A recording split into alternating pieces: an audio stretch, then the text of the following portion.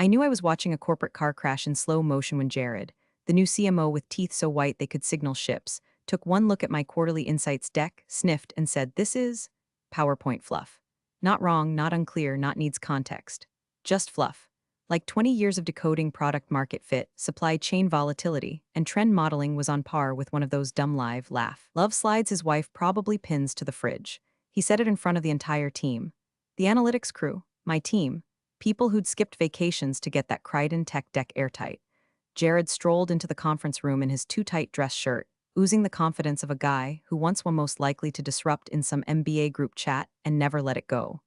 "Don't worry," he said, clapping me on the back like he knew me. "I'll lead the Crichton Tech presentation. This thing needs vision." He didn't know that Crichton Tech was our firm's crown jewel.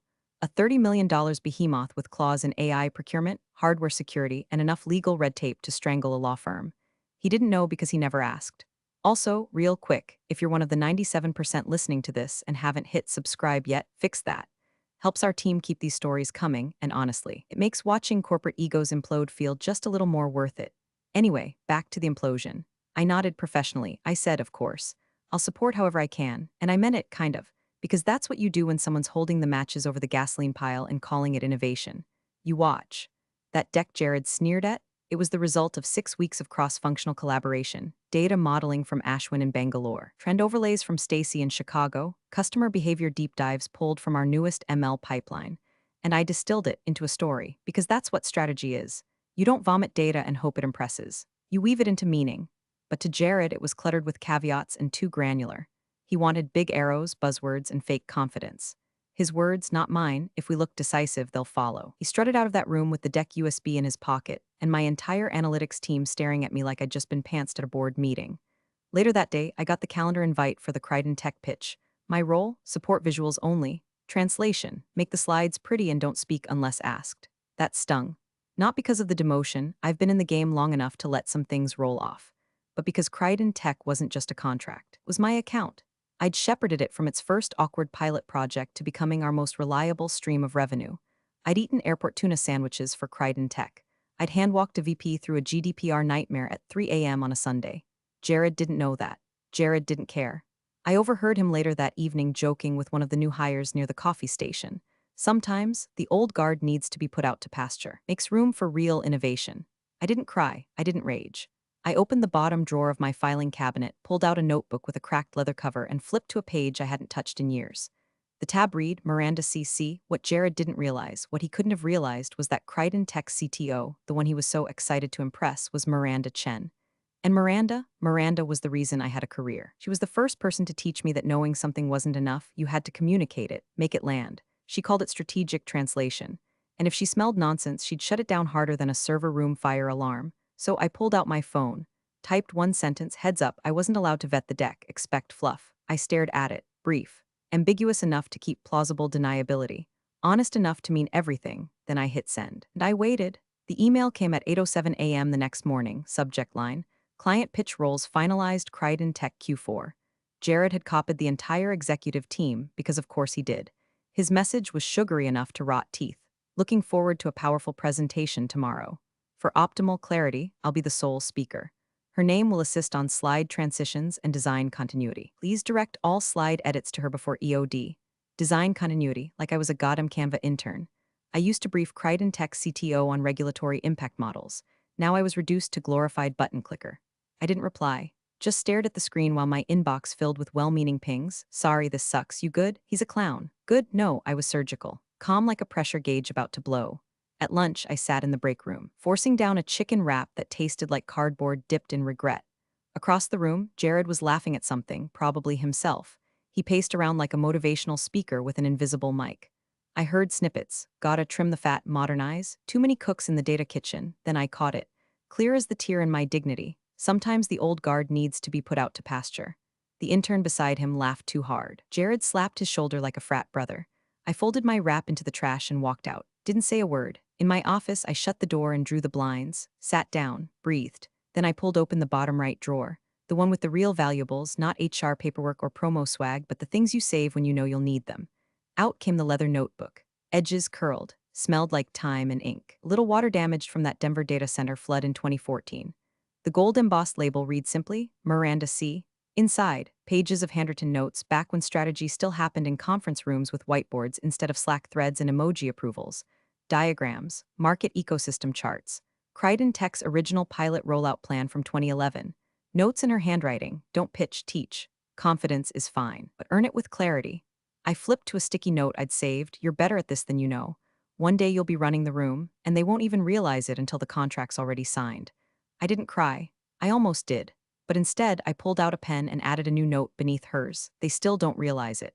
I spent the rest of the day doing what I do best, cleaning up other people's messes. Jared had loaded the Crichton Tech deck with so much nonsense I had to rebuild the foundation from scratch. One slide literally said, "Data is the new oil," like it was 2009. Another included a funnel graphic labeled Customer Obsession Zone. I had to resist the urge to add a footnote, also the name of my true crime podcast. But I did my job, quietly, thoroughly, because when it all burned down, and I knew it would, I wanted my fingerprints nowhere near the ashes. That evening, I got a Teams ping from Jared. "Hey, just looked over the final deck. Nice polish. Remember to leave me presenter view tomorrow. Don't want to fumble on the transitions."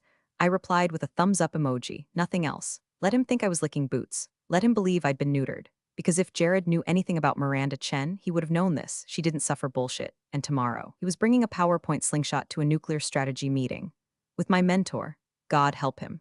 The first time I met Miranda Chen, I was 23, fresh out of college, and stupid enough to think pivot tables were a personality trait.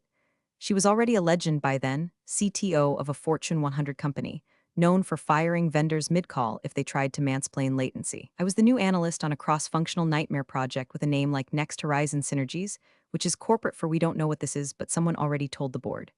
Everyone was too scared to present our janky prototype, so they shoved me in front of her because I smiled a lot. I fumbled, stuttered, almost said bandwidth penetration when I meant network bottleneck.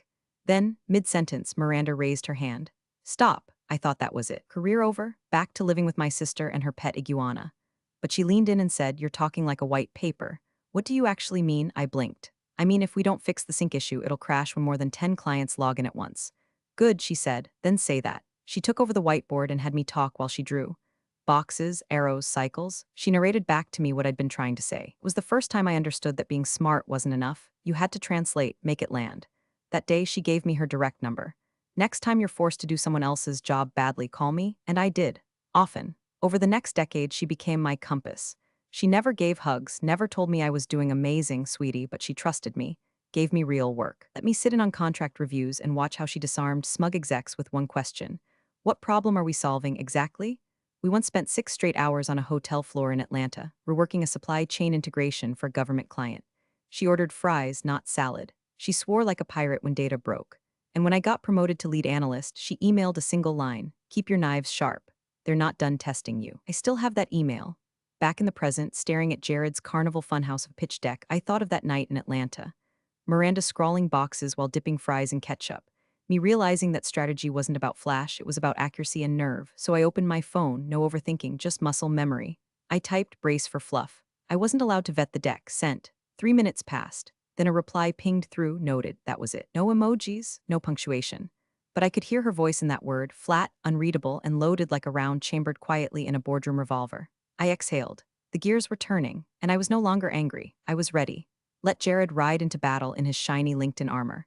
Let him hold court with his future state synergies and data as destiny slide. Miranda would smell the BS before he clicked the second bullet point. And when she did, she'd look around that boardroom, straight through the smoke, and remember who taught me to see through it too. The room was colder than usual, boardrooms always are, but this one felt surgical. Crichton Tech's HQ was all polished steel and Scandinavian silence, the kind of place where even the air seemed under NDA. Jared loved it. He strutted in 10 minutes early, flashing veneers and handshakes like a discount game show host. "Miranda," he beamed, gripping her hand with both of his like she was his college roommate's mom. "So thrilled to be here. Big ideas today. Can't wait to disrupt together." Miranda just blinked at him. "Please, sit." I took my seat at the far end of the table, laptop open, fingers poised over the clicker. Supporting role, design continuity. My job was to tap the arrow key every time Jared threw a cue. "All right," he began, clapping once. "Let's talk vision." Slide 1, a gradient triangle labeled Innovation Stack 2.0, Jared's baby. Not a single metric on it.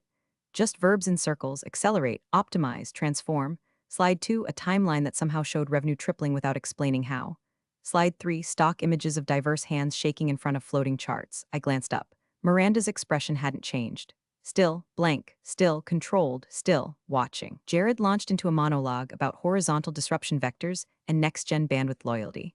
It was like watching someone try to win a spelling bee with made-up words. The Crichton Tech CFO scribbled something down. Probably kill me. Then he got bold. We believe your current analytics layer is underleveraged. Our internal estimates project a 4x ROI once we inject our proprietary synergy protocols. I nearly dislocated a rib holding in my snort. Miranda adjusted her glasses. Your projections are based on what data set? Jared beamed. Well, we built an extrapolative model using a blend of sector benchmarks and sentiment index proxies. That was the moment. That was when I saw it. A flicker. The faintest upturn of Miranda's lip, like someone who just caught a child trying to hide a broken vase behind their back. She nodded. Proceed. And he did. Oh, did he? By the time we hit slide 19, the 5 pillars of partner synergy, Jared was sweating. His upper lip glistened like a glazed ham under studio lighting. The room had turned quiet in that dangerous way, the way a courtroom does when the witness suddenly starts contradicting themselves. I clicked to the next slide, heart like a metronome in my throat, and that's when my laptop pinged. A message, private, from Miranda. He's clueless. I'm pulling the $30M contract. Are you free for lunch tomorrow? I stared at it. For a second, I forgot how to breathe. Then I looked up, neutral face, neutral hands, neutral heartbeat, or close enough. Jared was still talking, something about aggregated client friction zones. I looked across the table at Miranda. She wasn't even watching him anymore. She was watching me. I tapped the arrow key. Next slide. Jared didn't notice. He was too deep into his own word soup, swimming through nonsense like it was genius. And I sat there in my little corner of the boardroom, silent and still, while vindication bloomed slow and warm like a sunrise behind my ribs. Lunch tomorrow. Oh, I was free. Jared bounded into the elevator like he'd just secured a billion-dollar acquisition instead of torpedoing a long-standing partnership. Nailed it, he declared to no one in particular, slapping the brushed metal wall like it owed him a high five. Miranda totally vibed with our vision. Did you see how she nodded at the ROI slide? Dead center bullseye, that's what clarity looks like. He looked at me, eyes gleaming with sweat-slicked victory. And you, solid clicker work. Very fluid, nice rhythm. I gave him a small smile. Thanks, that was it. Not actually, of course. In my head, I was building a 3-tier cake made of every dumb thing he just said, ready to serve it cold to whoever asked how the meeting really went. But outwardly, blank slate, quiet as snowfall. We passed the executive floor. He caught his reflection in the polished paneling, adjusted his collar, grinned like a quarterback after a touchdown pass. Let's get this baby into post-pitch mode, he said. Will Loop and Brand get legal to fast-track the new terms? Big win, my friend. Big damn win. I nodded. Sure. As the doors opened, peeled off toward my office. He kept walking, already on a call. Hey, we're greenlit. Time to scale this sucker up. I shut the door, sat down, exhaled. 15 minutes later, I got a forwarded email from my friend in procurement at Crichton Tech. Subject line, Emergency Internal Strategy Review 2 p.m. Attached, Miranda's calendar invite. Top brass only. I smiled, just a twitch. The kind of grin you allow yourself when the knife hasn't landed yet. But the glint has everyone turning their heads. No message, no reply needed. This was the moment after the trigger's been pulled before the shot echoes. The air still, the blood not yet spilled. I closed the notebook labeled Miranda C. and slid it back in the drawer. The next 48 hours would be surgical. Miranda was no wrecking ball, she was a precision-guided missile. She wouldn't storm in, flip tables, and announce a breakup like some LinkedIn drama queen. No, she'd gather her data, call her people, run the models again, and build a perfect case against us. Bulletproof, rational, inevitable, and the best part? Jared wouldn't see it coming. He'd still be high off his own pitch fumes, calling it a slam dunk on Slack, reposting his own slides on LinkedIn with captions like "When Strategy Meets Synergy Light Fire" and hashtags nobody respects. I spent the afternoon writing up some documentation, polishing off my quarter-end metrics, and exporting the clean version of our predictive engagement model, the one Jared insisted was too complicated to explain. By the time I left, the building was dim and humming. Jared was still in his office, laughing into his AirPods, pacing like a man waiting for someone to tell him how brilliant he is. He'd wake up tomorrow thinking he was a king. He'd walk into that strategy review like it was a coronation. And Miranda, she'd be sharpening her blade. The restaurant was the kind of place where the waiters wore suits better tailored than most CFOs, and the bread came with its own biography. Soft jazz played somewhere behind a wall of greenery. Everything smelled like lemon oil, ambition, and freshly signed NDAs. Miranda was already there, sitting in a sunlit booth by the window, swirling a glass of something French and expensive. She didn't wave. She didn't smile. She just tilted her chin slightly, the Miranda equivalent of a bear hug. I slid into the seat across from her and barely got my coat off before she said, "You're wasted where you are." "Good afternoon to you too," I replied, cracking a smile. She sipped her wine. He actually said synergy protocols out loud. Like he thinks that's a thing. You know what I heard during that pitch? What? Nothing. That was the problem. She set her glass down. I heard nothing. No strategy. No awareness. No respect for the client's intelligence. It was like being sold a new religion by a man who didn't believe in gods. The waiter came, she ordered steak, rare, I followed her lead. She pulled out a sleek black folder and laid it flat between us. We're rebuilding, she said, top to bottom. Our digital architecture's bloated. Our roadmap's fuzzy. I need someone who can translate complexity into clarity and who knows where the bodies are buried. I opened the folder. Inside, an org chart, an implementation timeline, and a contract. It had my name on it, triple my current salary. Executive title, direct report to Miranda. No sales pitch, no begging, just precision. I blinked. You already wrote the contract? She nodded. I assumed you'd say yes. And if I didn't, then I'd be questioning your intelligence. I laughed. Genuinely. God, I missed that. Not just the sharpness, but the respect. The way she treated knowledge like currency instead of decoration. I closed the folder. This is big. She leaned back, bigger if you don't come alone. That pulled me up short. I raised an eyebrow. I've seen your team's output, she said, and I've seen what Jared did to it. The good ones will follow you. You trained them, you protected them. Hell, I bet you still bring them snacks when they work late. Sometimes it's burritos, I said, deadpan. I like burritos, she said. But I love loyalty. I want your brain, but I also want your gravitational pull. Poach who you need, just keep it quiet. I took another sip of wine, swirled it once the way I'd seen her do. Give me a week. She smiled then, a real one, small, deadly. We didn't toast, we didn't shake hands. We just sat there, two women who'd survived the corporate trenches, quietly planning a coup over filet mignon and structured ambition. Outside, the sun cut hard shadows through the glass. Inside, I began writing names in my head. People who deserved better. People who were tired of being told their fluency in data was too granular. People who knew how to make complexity sing. Miranda took out her phone, typed something, and slid it toward me. It was a Slack message Jared had posted not 30 minutes ago. Crichton Tech is eating out of our hand. Next stop, Q1 expansion baby. Synergized AF CMO life, I snorted. He's not going to know what hit him. No, Miranda said, reclaiming her phone, but he'll feel it. And by then, he'll already be irrelevant. I folded the contract, tucked it into my bag, and finished my wine. It tasted like leverage. I submitted my resignation on a Wednesday morning at 7:12 a.m. No drama, no teary farewells, just a plain email with a subject line that read, "Formal notice resignation effective immediately." The body was 6 sentences long. I thanked them for the opportunity. I noted my appreciation for the team. I listed no reason. I offered no forwarding address. I didn't CC Jared. I walked into the office 15 minutes later like it was any other day, smiled at the receptionist, tapped my badge, dropped my laptop badge, and a neatly labeled USB stick onto HR's desk. My files are clean, I said. Everything's backed up on SharePoint. She blinked. Oh, okay. I left before the rest of the floor filled in. No desk cleanout, no coffee farewell, no corporate eulogy in Slack with emojis and platitudes about next chapters. By noon, I was a ghost. That night, I texted 2 people, Sasha and Ali. Sasha had been with me since the early pilot days at Crichton Tech. She could wrangle a data set like it owed her money and had a gift for making charts feel like storytelling instead of punishment. Ali was newer but brilliant, quiet, precise, the kind of mind that found patterns where others saw chaos. The message was simple: I'm out. Crichton Tech's in play. If you want something cleaner, sharper, and worth your time, let's talk. NDA required.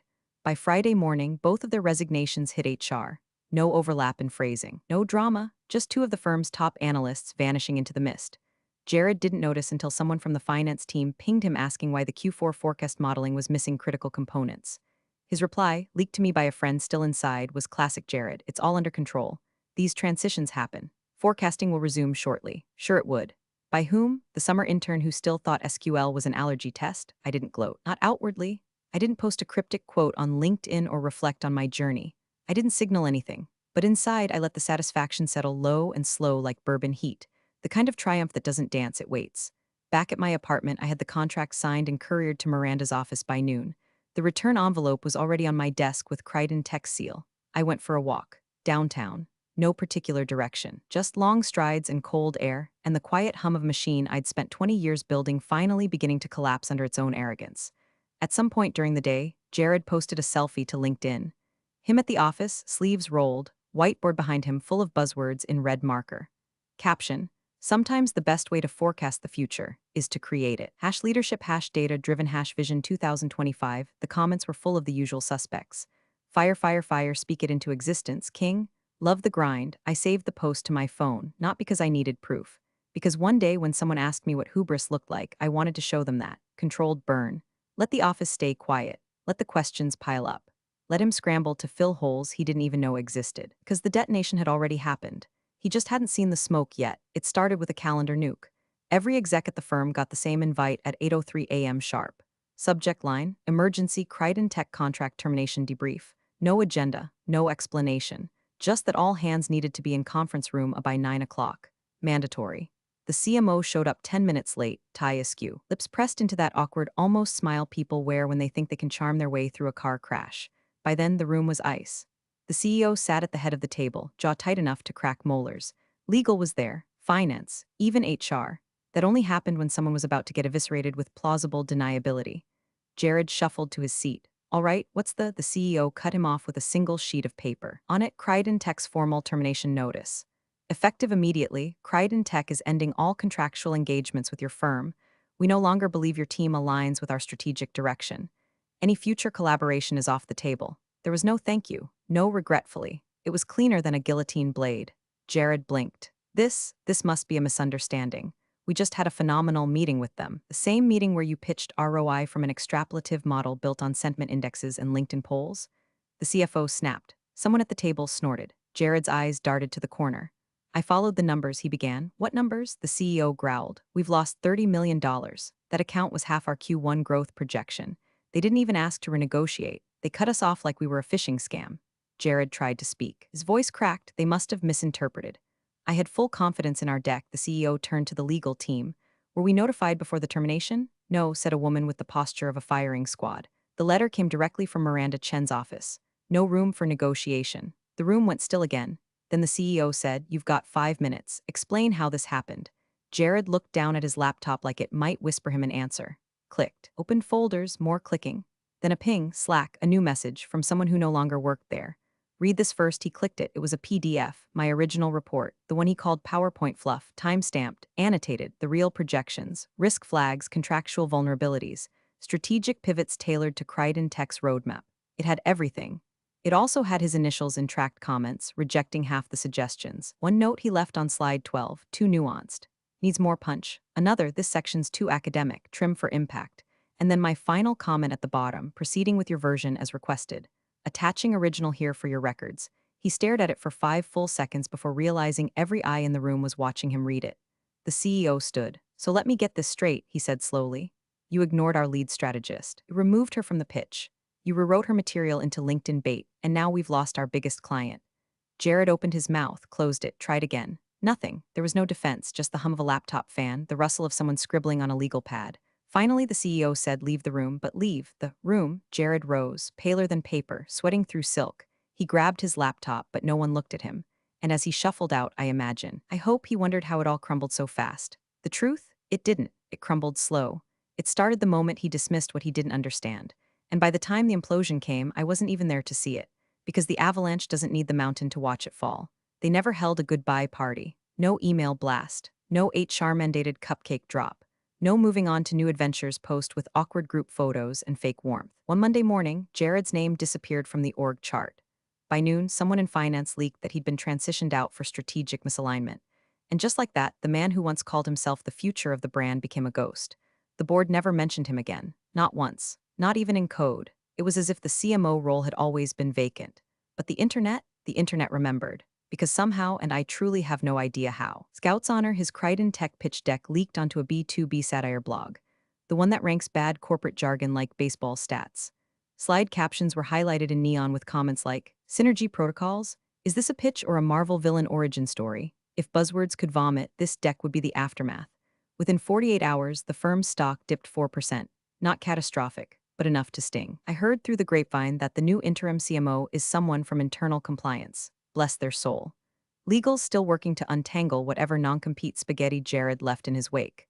Meanwhile, I was sitting in a soundproof glass conference room at Crichton Tech HQ, whiteboard behind me, espresso in hand, watching a team of 20 strategists discuss my initiative. Down to the KPIs I used to defend tooth and nail while Jared insisted we simplify the narrative.